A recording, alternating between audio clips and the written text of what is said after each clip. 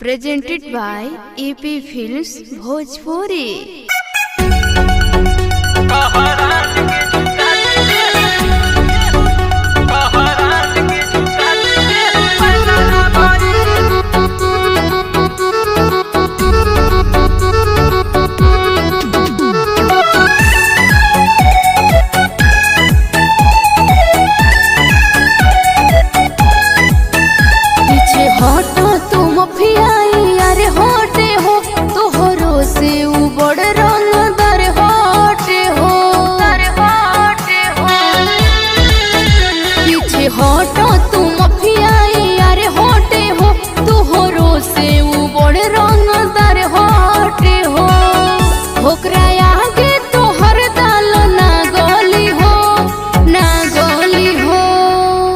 पत्थर के तनहो पिसाहिल बाकी मैदाना भई कहरान के झुका दे केहू पैदाना भई। पत्थर के तनहो पिसाहिल बाकी मैदाना भई कहरान के झुका दे केहू पैदाना भई।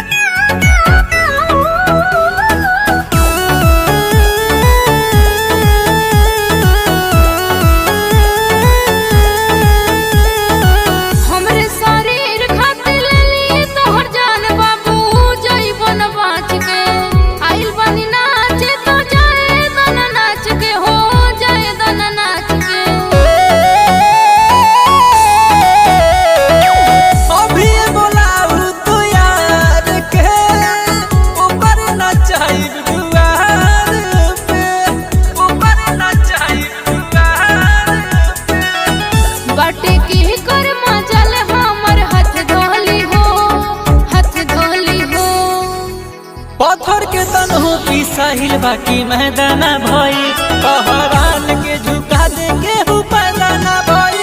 पत्थर के तनहो पिसाहिल बाकी मैदाना भई कहरान के झुका दे केहू पैदाना भई।